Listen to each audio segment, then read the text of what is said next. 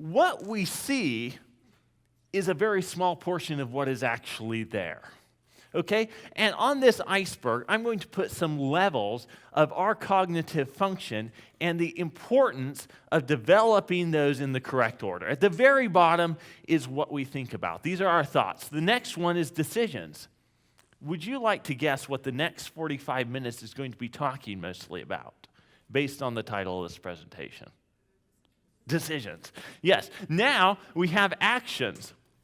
Do you see that what you think about and what you put into your mind, what you're putting into your mind right now is going to dictate what kind of decisions you make when you go home?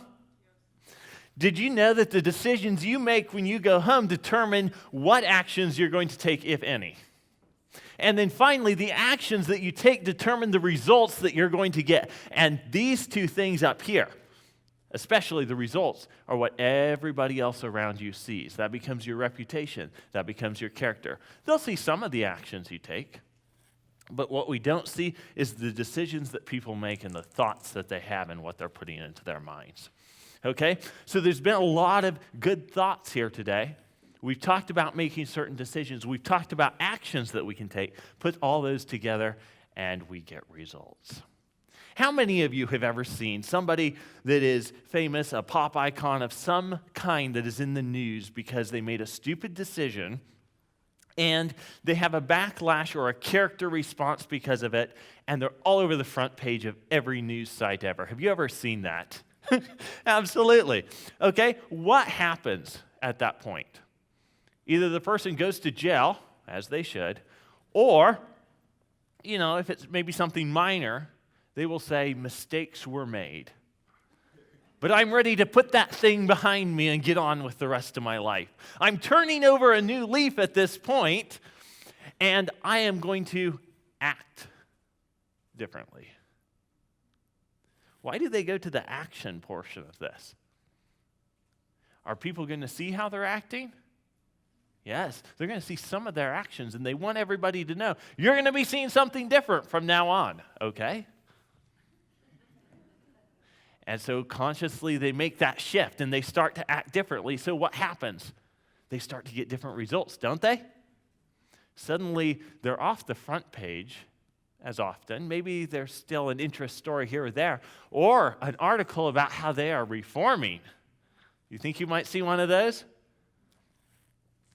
And then it all comes crashing down because they're back on the front page again. This may be months later, this may be years later, this may be decades later. What happened? What went wrong? Oh, she said it in the front row. If I had a microphone, I would put it right down there, but I don't, so I will just say it for you. She said their thoughts and their decisions weren't changed. And that's the key to it.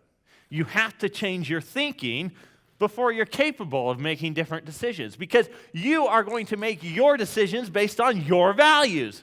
You are going to think, what you think about determines what those values are. It's interesting. People that acquire a bad habit, whether it be drinking or smoking in excess, any of these things that are taboo, in order to overcome that bad habit, they usually do it in the same way they acquired the bad habit.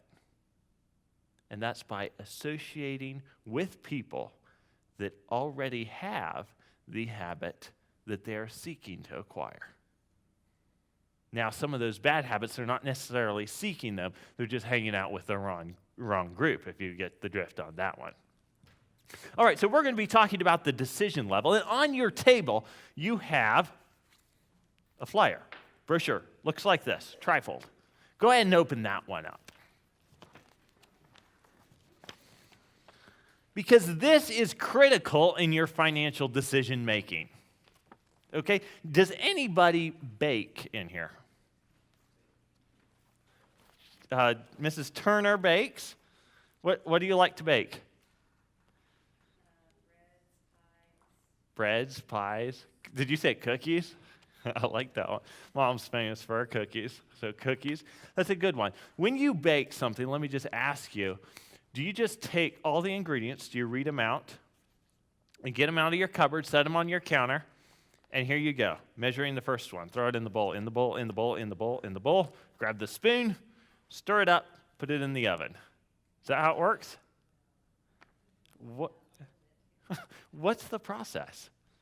Does it matter how you put things in and how you stir it at all? And the same goes for your financial decision making. If you get things thrown in there in any order, there's a chance it could work out for you. There really is. True story, I must tell you. First time I was baking a chocolate layer cake. Love chocolate layer cakes. Mint chocolate layer cake. This cake was. I had baked bread. I had baked cookies, I'm sure. I had baked sheet cakes, but I never baked a chocolate layer cake. I got out the recipe book on the counter. First ingredient, I put it in. Second ingredient, I put it in. Third, I did it the wrong way. You know what happened? I was putting an electric mixer. I turned that thing on, let it whip up really good, put it in the oven, baked it, and it turned out beautiful. Never have been able to repeat that. It was amazing. I was scared because Mom came in when I had everything in the bowl and was probably about ready to switch the mixer on. And she said, "Oh, did you read the directions?" Yeah, it said flour, sugar.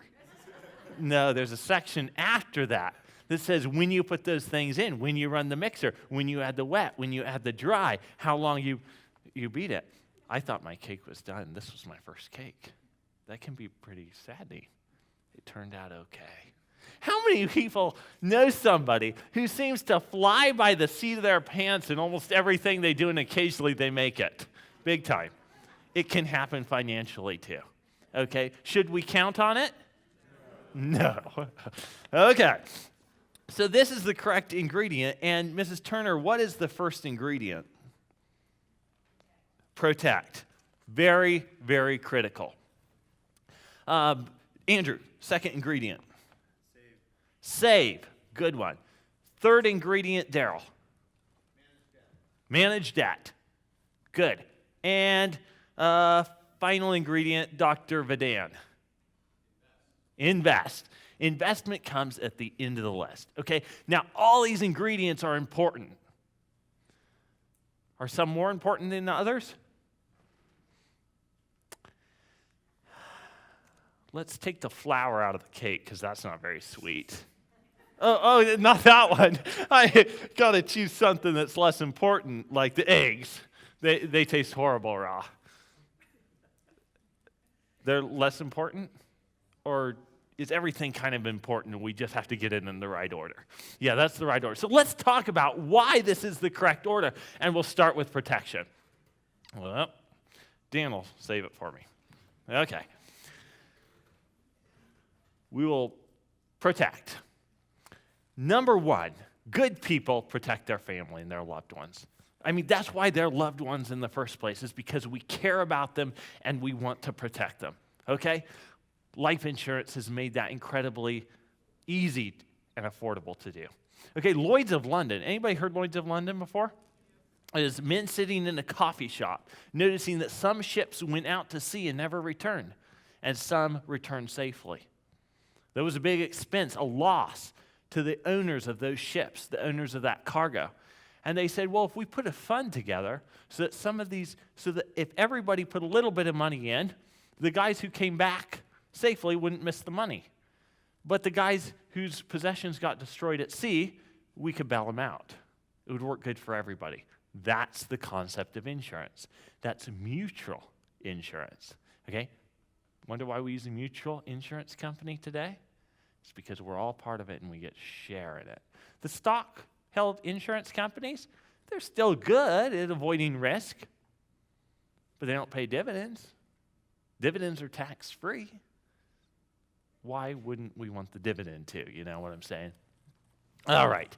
Now, protection for your business associates. Do you think this proves loyalty? If you are in a business and you would protect your business associates against the loss of yourself, a key person in that business, does that prove loyalty?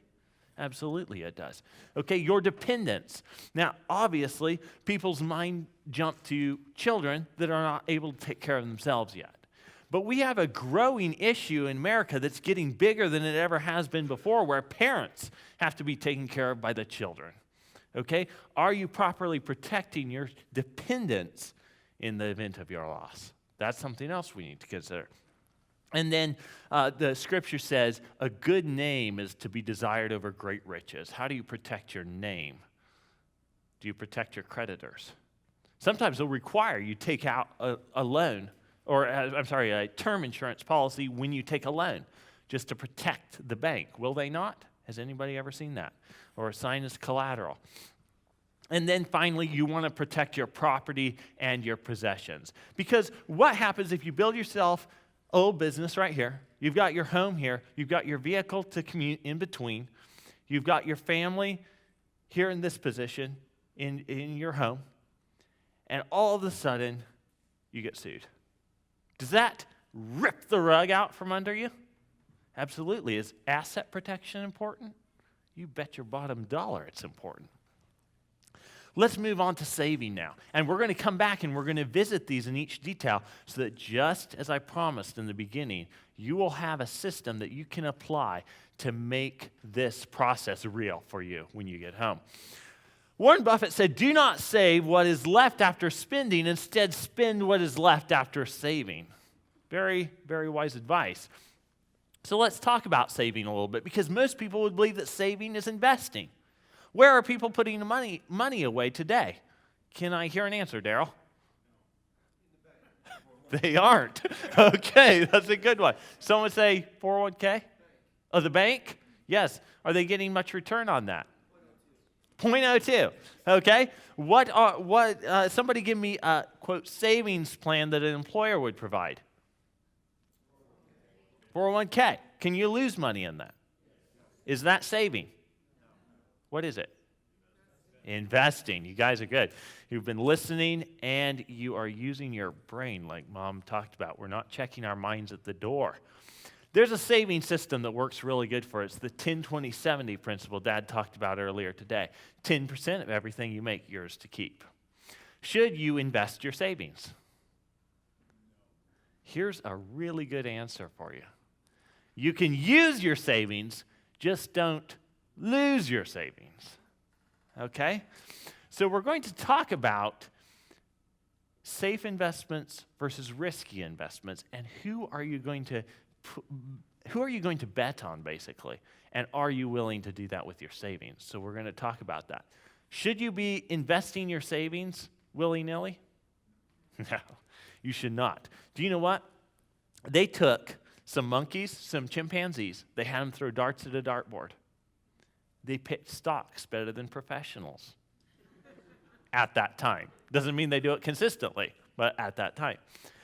Then they took a tabby cat. Gave her, I think it was a him actually, gave him his favorite toy mouse, and then they laid out a grid on here, and they had him play with his toy mouse. Wherever the mouse would land, can you just picture them catching the cat? That was the stock they picked.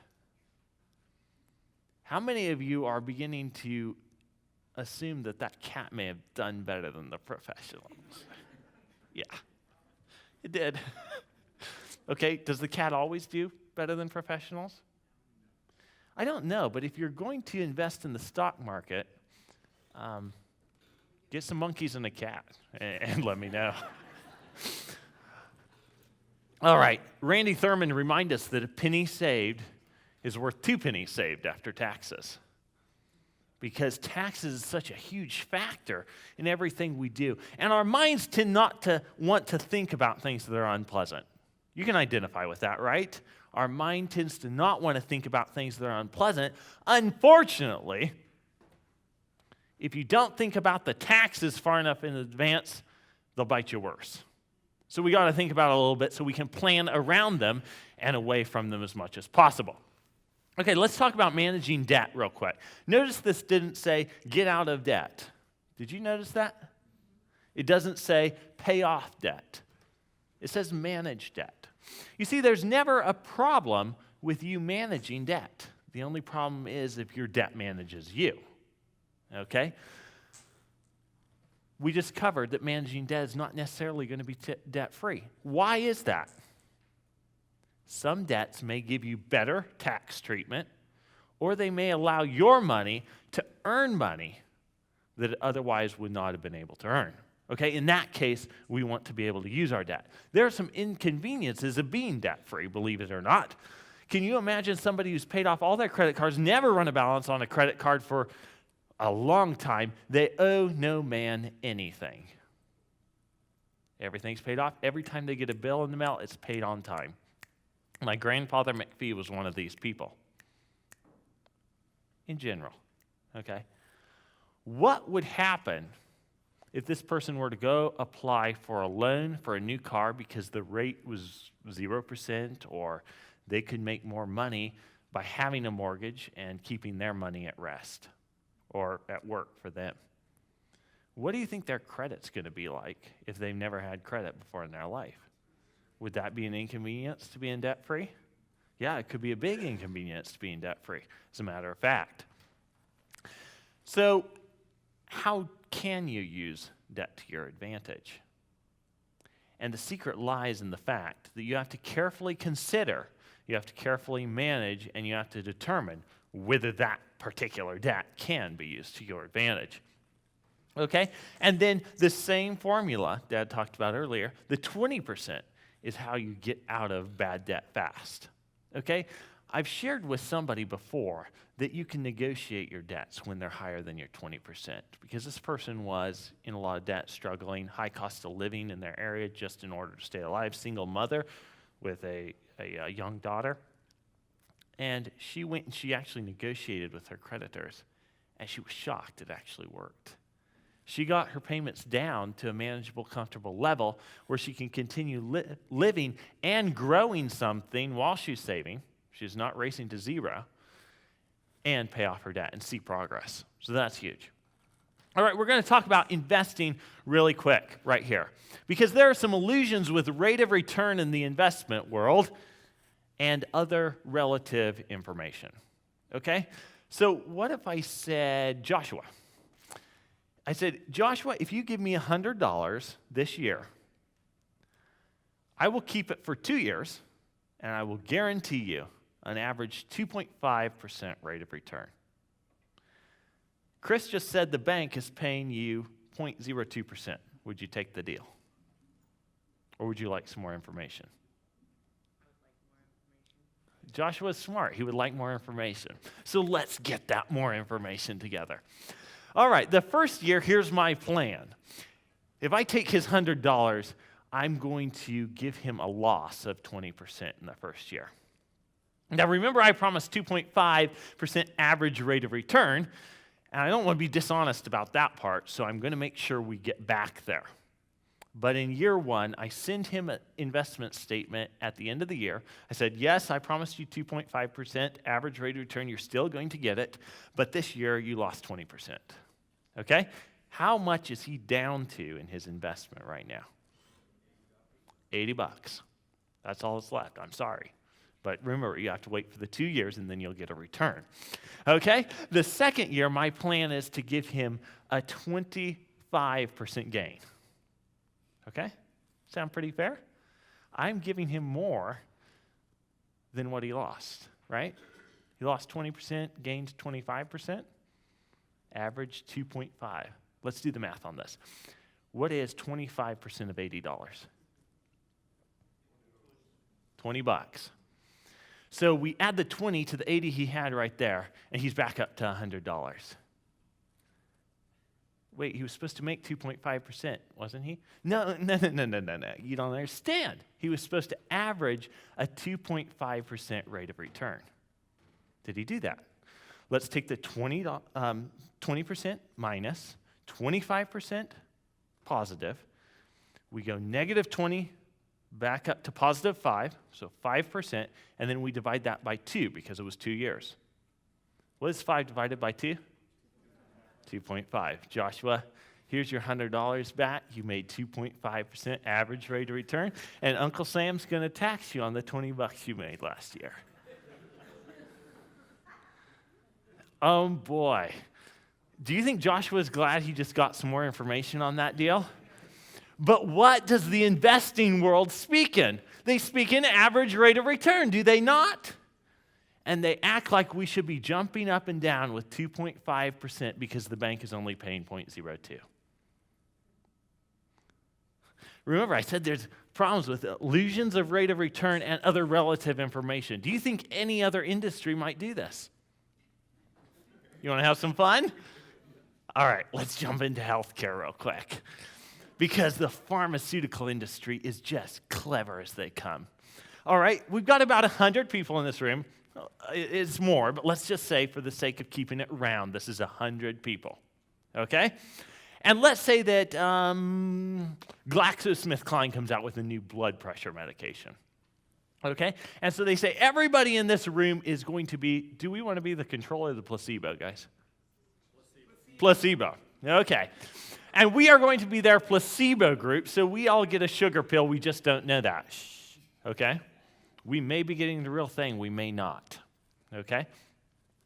Over there in the other room, can I get some water, please? Over there in the other room, there's another group of 100 people, and they're going to be the control study, okay? Everybody in that room is going to get the blood pressure medication, they just don't know it, okay? Don't tell them. After a certain amount of time that's been described here, everybody over there is getting blood pressure medication, we've all been taking our sugar pill, okay? At the end of the time, they analyze the data and they say, oh my goodness, 2 people in this room died during that time.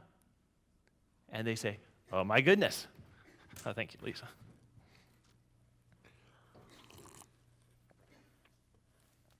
They say, oh my goodness, 1 person died in that room over there. So what do? Well, here's what you can do if you're clever. There's 1 person dead over there, 2 people that died over here. What is the relative difference between that?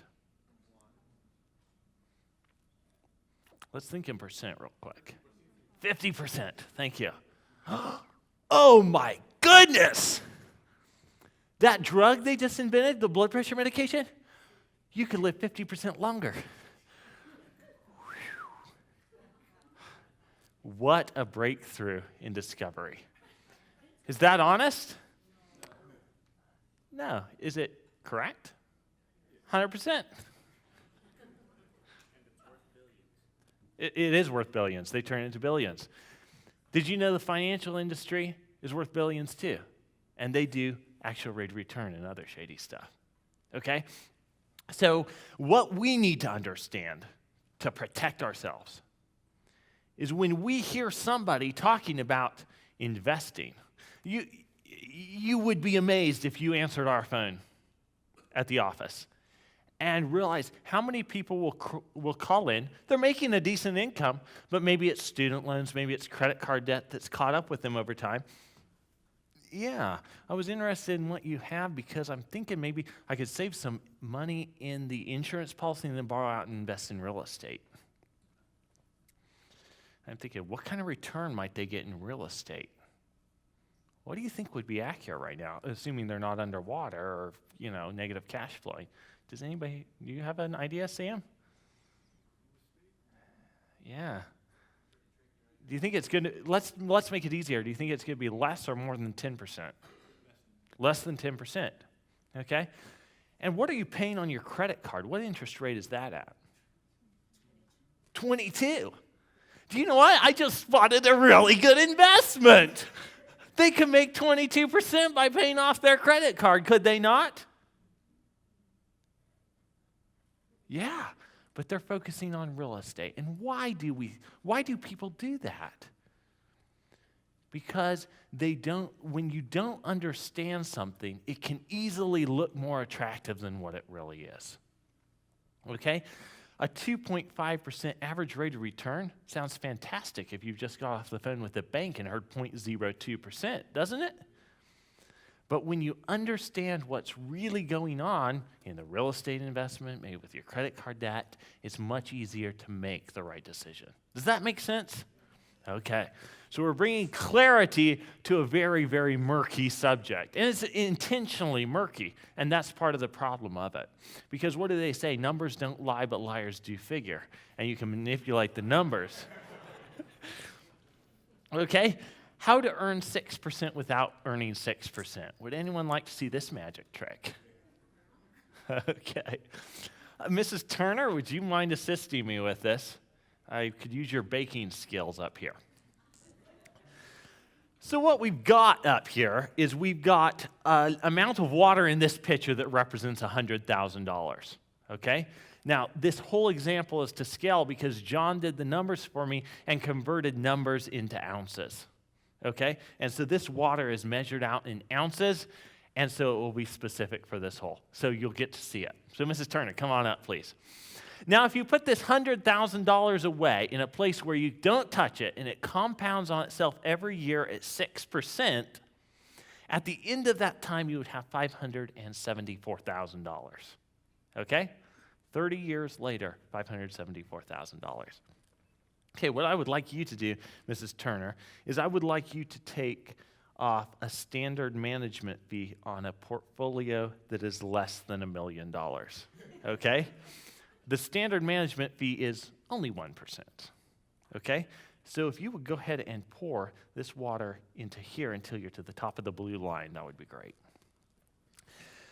So if you take off this 1% management fee every single year, then you're not only going to lose the management fee, but you're also going to lose the growth on that management fee you had to pay before it could earn interest, aren't you?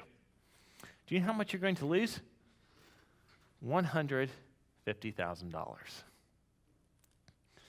Now, Uncle Sam likes his share of everything we do, doesn't he? And so let's do a 24% tax bracket. So if you would just pour more out of this pitcher until it's to the top of that blue line, we'll see what that looks like. Now, a lot of people are surprised that 24% tax is less than 1% management fee. Why would that be? Yes, he's right. It's one time versus every single year. 24% is only on the growth, isn't it? 1% is on your investment portfolio every single year. If you make money, 1%. If you lose money, 1%. If you stay the same, 1%. You know, that's sort of like kicking someone when they're down, isn't it? Not fair. Okay, so at the end of 30 years, this is how much we actually have after we've taken care of management fees and taxes and lost all that growth that we would have earned if we hadn't had to pay those along the way. But which one would buy more? If we took $1 from when you had saved it and spent it, could we buy more with that dollar, or could we buy more with $1 30 years later? When you started. Anyone know the name of that? Inflation. So if you would pour off into inflation till you're to the top of the blue line, what do you think inflation is right now? What percent? 3%? Yeah, that's pretty conservative in my opinion. But it's crazy. If you Google the numbers and you take these right from the financial experts, they're going to tell you, oh, it's only 2.8 right now. Don't worry about it. So we use 2.8 in this example because we figured, okay, we'll be as generous to this poor person as we can. Because what you see here now is that they only have $29,000 more of purchasing power than when they put the money away 30 years ago. If you divide that up, that's only earning $81 a month, which is probably less than your cell phone bill, isn't it? Thank you very much. I appreciate it. Yes.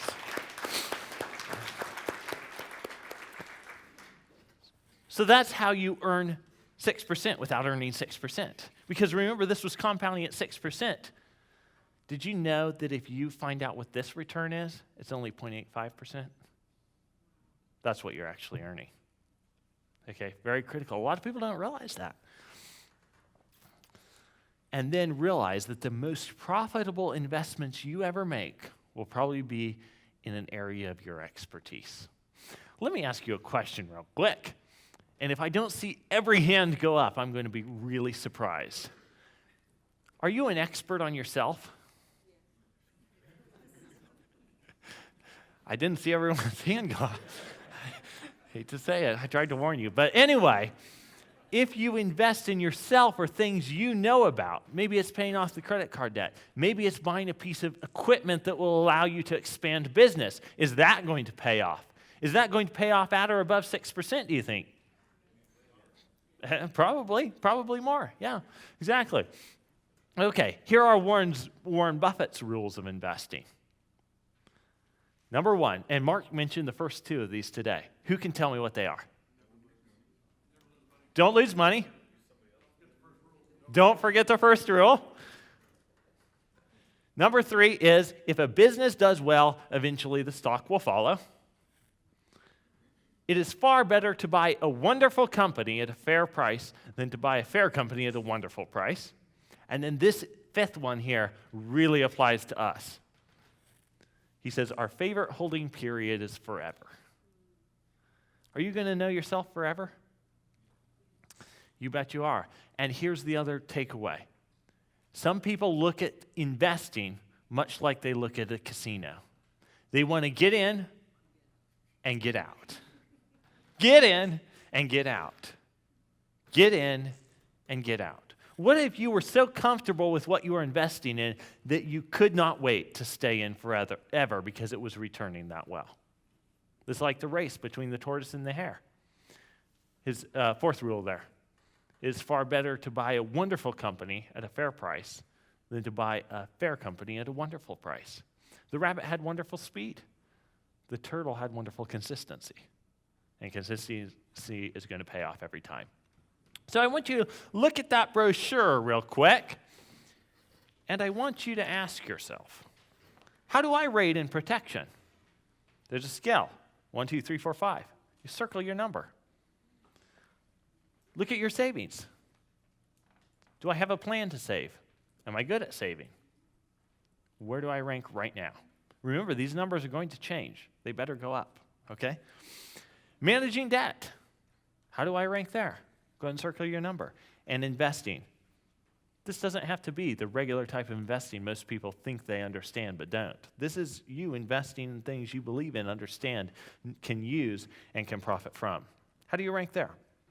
Now, I told you I'd give you a system to put this all in order, okay? All you have to do is if you are weak in one of these areas, just turn one page. Now, if it's protection, you understand that you can get a complimentary review of your current protection, and you can look at how to improve that from our office. If you're weak or even asset protection, we can get that reviewed through the insurance companies, okay? Savings, we can help you get that plan together. If you really need to get rid of some bad debt, we can help you get a plan together for that that's going to be balanced. And if you're looking at an investment and wondering, should I really do this? We'll run the numbers for you. Is that fair? Okay. Here's what I want you to do now. I want you to realize that the world has many things backwards or upside down. And this is no different. Okay? Hold your brochure like this so you can see the inside. And I want you to rotate it 180 degrees. This is what the world is doing. They think that if they start out by investing, then they'll make enough money to pay off the debt. Maybe even pay off the debt they had to get into to start investing. Okay? Is there a chance that could work out? Let's be honest. Yes, there's a chance that could work out. Is it a big chance? Yes, no? You know, it's really up in the air. Probably it's not a big chance, but it could work out big time. We just don't know. It's that unsure. And then they think, once my debt is paid off, then I will be freed up to save money. Well, guess what? If you don't know how to save money when you don't have a lot of it, you're not going to know how to save money when you have a lot of it. And then finally, I will get around to protecting everything that I've set up. What's wrong with this thinking? Number one, if they start with investing and they lose everything, how are they going to get out of debt or manage their debt? What if they start maybe further down the list with saving? And they've been able to save much more than most people have, and they're killed in a car accident, and their family only has their savings to live on. Was that smart? So if you look at this, this is like a recipe. Let's turn it right side up and look at it from the top down. So when you're looking at this, and you've rated yourself, and you see how you're doing, maybe you're a 5 here in protection, a 3 in savings, a 2 in debt management, and a 5 in investing, the way you rated yourself. Which is the most important area to look at first? The top, yes, protection. If you know you're good and know you know that you're good there, the next one would be the next one, and so on and so forth down the list. So this is yours to keep, and we also have them on the back table. So if you need another one to whip out in a year, re-rate yourself and then compare them, see your progress, or you have a son or a daughter or anybody you care about that you want to rate, make sure you pick those up on the back table. That is yours to keep. So what is the best kind of protection? After listening to Gracine this morning, you know the answer to that question, don't you? It's a participating whole life insurance policy.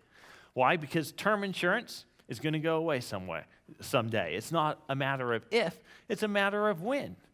Universal life insurance the price is going to go up significantly someday. If the investment portion of the policy or the index mirroring portion, where it mirrors a market index, doesn't do as well as expected, is that a possibility? You bet it's a possibility. We just saw that.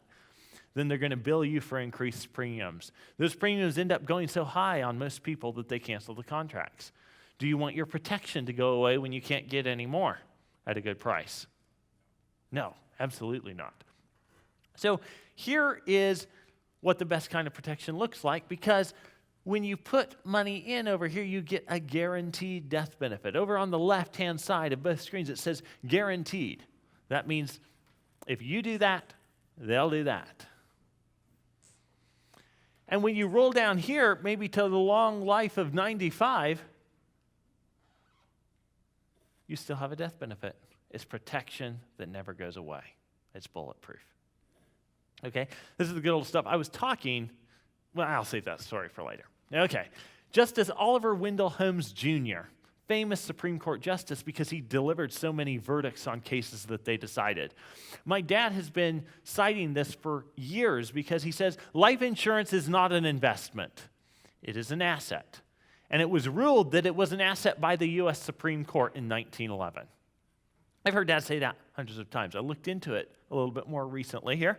And what I found out is that that verdict right there, life insurance has become in our days one of the best recognized forms of investment. It is desirable to give life policies the ordinary characteristics of property. That's when it became classified as an asset. Now you'll notice that Justice Oliver Wendell Holmes Jr. also said it is a recognized form of investment in this. But what supersedes in the law is that it is treated as property. So here's what I thought was really, really fitting.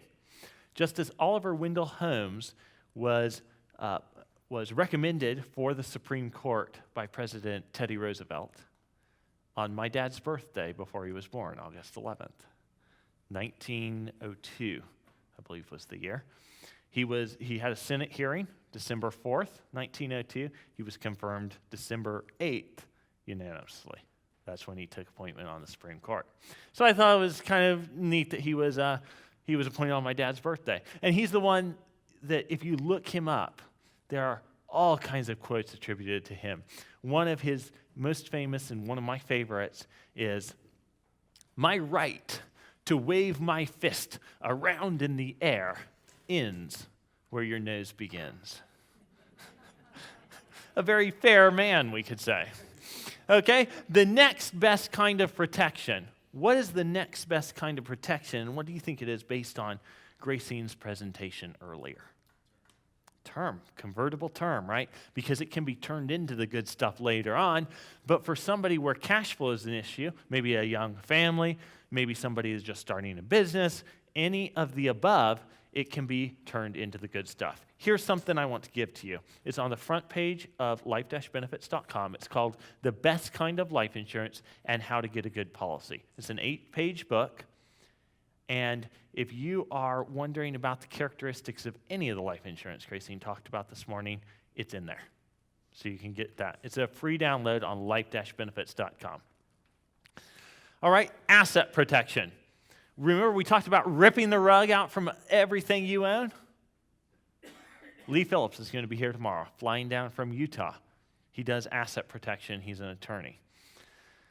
We have him come here and present to these because it is so important to protect what you already have so that it stays in the family. The Bible talks about not moving the ancient boundary stone, which would be moving property lines that have been in the family for many, many, many years. And we believe that with all property, just as in real property, land type, that real property, homes, cars, houses, businesses, connections, jobs should be protected as well so that those boundary stones can't be moved.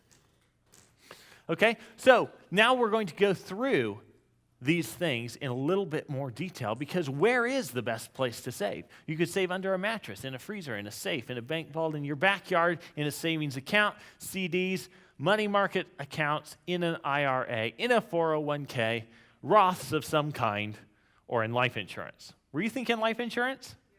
Oh, I'm so glad you were thinking life insurance because some people would tell me, you just say life insurance because you're a life insurance agent. No. They don't understand. I'm a life insurance agent because of life insurance, not the other way around, okay? You know, people tell me a lot of things, but when somebody tells me to stop acting like a flamingo, that's when I put my foot down. Why is life insurance such a good savings vehicle? Well, look here. $10,000 premium. I just did this $10,000 premium the other day as I was sitting at my computer. I said, okay, let's make the man 45. That's how old Dad was when he learned about this. Let's put in a $10,000 premium because 10 is a really easy number to multiply. And let's see what happens. And I'm not going to put this guy in great health like Dad was because not everybody's in super great health. And so he's not going to be in good health. But he's not going to be in bad health either because not everybody is in bad health. So we'll make him ride the center line, okay? So I gave him a standard rating, 45-year-old male, standard rating, $10,000 annual premium. He pays it in year 1. Okay, what I want to do is run through this real quick and multiply 10,000 by 9. 90,000. So in year 9, he's paid $90,000 in premium. Okay, this is why this is the best kind of life insurance and such a great savings vehicle. Because if he wanted to out of the policy right now, he said, okay, I'm done paying $10,000 a year. I don't want him to say he doesn't care about his family. Let's say, I don't know, he doesn't want the death benefit, or his wife doesn't want the death benefit anymore. She lost her mind and went crazy and doesn't want that. Okay, then he could get $91,000 out of his policy. 91 is more than he paid, isn't it? Is that a better investment return than most people are getting in the market? Not a bad investment, is it? I mean, not a bad asset, is it? Right? Okay, that's why this is so good. Do you think things get better from here or worse? Better, of course, because his risk to the insurance company is going down. He's already paid them $90,000, so if he were to die, they're not at risk for his whole death benefit anymore. He's paid for part of it. So he pays $10,000 for one more year in this example, and then he goes down to just about $3,000, $3,071. Okay? So it's a little harder to multiply that number out. But if we see there in year 10, 100,000 in, he could get 103 out. You go down to age 65 there, that's in, another 20 years, so he's roughly put in another 60, about 160,000, and he could get 169 out. This asset keeps getting better, and he doesn't have to wait until he dies or cancels the policy to get at this money, does he? No, because the insurance company will accept a signature loan if he assigns this for collateral, and they will let him use their money at a small interest rate. What did Warren Buffett's dad teach him? Other people's money. Is he using his money or other people's money? Do you see why this is such a great protection and savings? Let's get your recipe back out real quick here and see if that protecting with whole life insurance also allows you to save better. 2 down, 2 to go. All right, I want to tell you something real quick about managing debt. Since we'll be on a cruise next year, let's use this cruise story. The biggest thing that people don't realize is that being debt-free is a big accomplishment, but it's not huge. Why is it not huge? And the answer is, how big is zero? Because that's where they end up again when they're debt-free, isn't it? Right back at zero.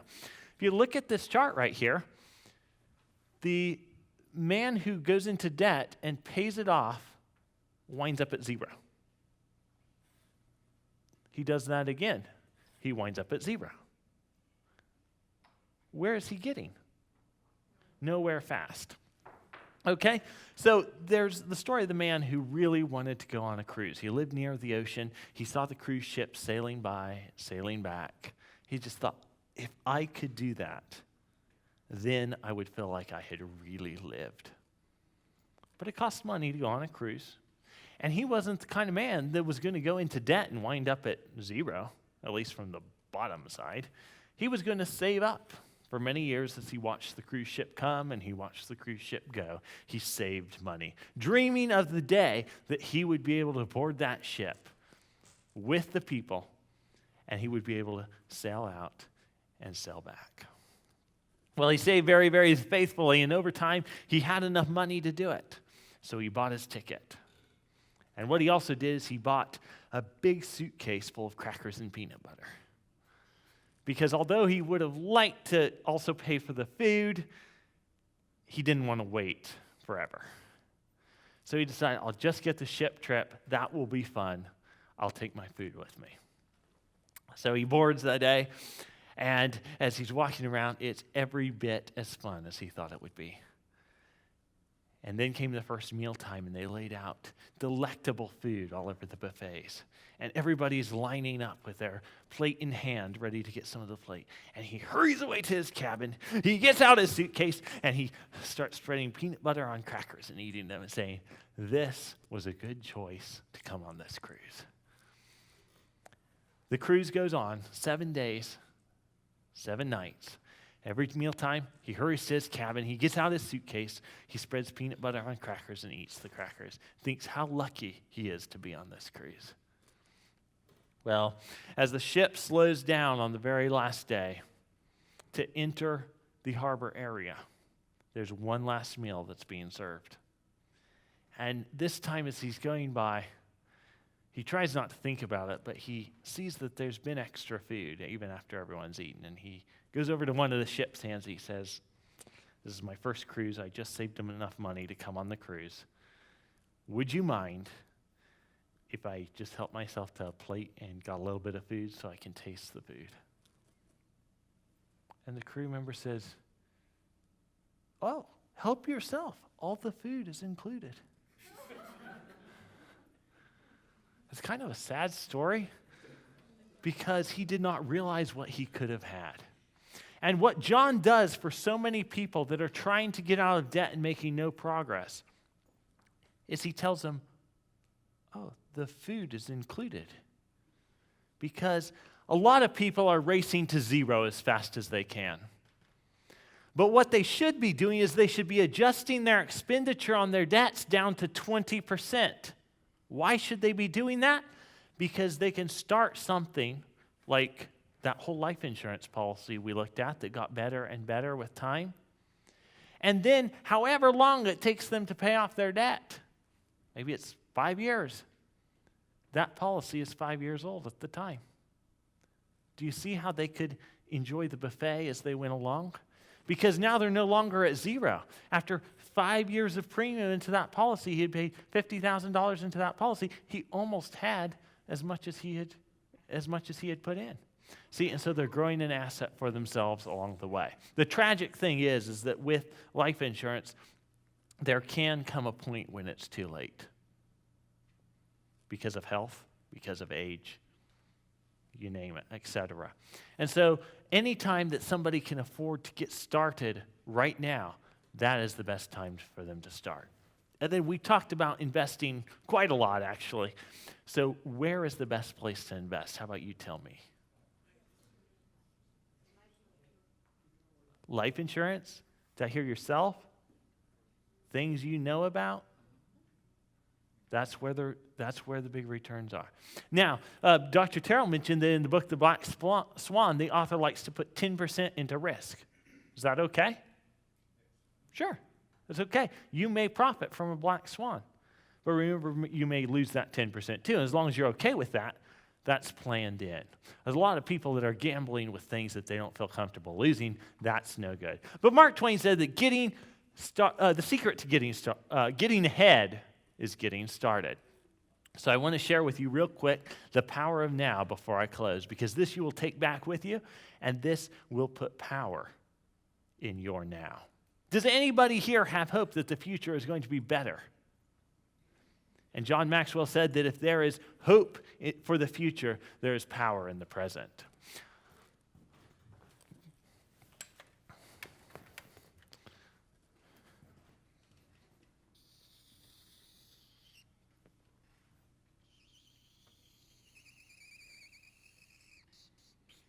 Does anybody recognize that curve? It's the exponential curve, isn't it? Okay, it starts out very, very small down here on this side, but with time, which is moving in this direction, it gets bigger and bigger and bigger. Albert Einstein said, compound interest is the eighth wonder of the world. This is what compound interest does. You all said earlier that you would take a penny over $1 million. It was because you understood the time value of that, and you understood this exponential curve. Because remember, the penny was doubling for 30 days. Okay, so if you get started right now, and you saw this in that life insurance policy where somebody said he put in $90,000, he had $91,000 available, and then we saw it went up and up and up from there. What we noticed is that it got better with time, didn't we? So what if somebody waits until their debt is paid off to get started? Do they get a jump on the escalator right as it's getting ready to go up? No, that's not the way it works. You don't wait on this end of the curve. Most things in our world are left to right. But when we look at this exponential curve, it's right to left. Tell me, when somebody who is has it been shown that smoking extends lives or shortens them? Shortens them. Okay. So somebody that smokes a cigarette, do they lose 7 minutes of their life right there at that point in time? Yes. Well, they had to take the smoke break, so you're right. Or do they lose the 7 minutes of what could have been on the end of their life? You see, this is a right to left issue here. So somebody that waits to pay off their debt to get started, they say, this is not important to me, whether they realize it or not, don't they? And so here's what happens to procrastinators who wait. They never, ever get to see this portion of the curve because what could have been, just like Dr. Terrell said in Andy Andrews' book, what could have been will never be. If you write one thing down out of this entire presentation, I would like it to be the power of now. Because the power of now is true in every area of your life. You can wait, you can let water go under the bridge, and remember it is a right to left game, not a left to right game. If you do all these things, will you succeed? Yeah. I would like to close by quoting one of my favorite authors, Dr. Seuss. Today you are you. That is truer than true. There's no one alive who is youer than you. You have brains in your head, you have feet in your shoes, and you can steer yourself in any direction you choose. Think left and think right, think low and think high, or the thinks you can think up if you only try. But you will come to a place where the streets are not marked. Some windows are lighted, but mostly they're dark. This is a place you could sprain both your elbow and chin. Do you dare to stay out? Do you dare to go in? How much could you lose? How much could you win? Will you succeed? Yes, indeed. Yes, indeed. 98.75% guaranteed, because everybody else is just waiting. Waiting for a fish to bite, waiting for wind to fly a kite, waiting around for Friday night, or waiting perhaps on their Uncle Jake, or a pot to boil, or a better break, or a string of pearls, or a pair of pants, or a wig with curls, or another chance. Everyone else is just waiting. But you're off to great places. Today is your day. Your mountain is waiting. So get on your way. Thank you very much.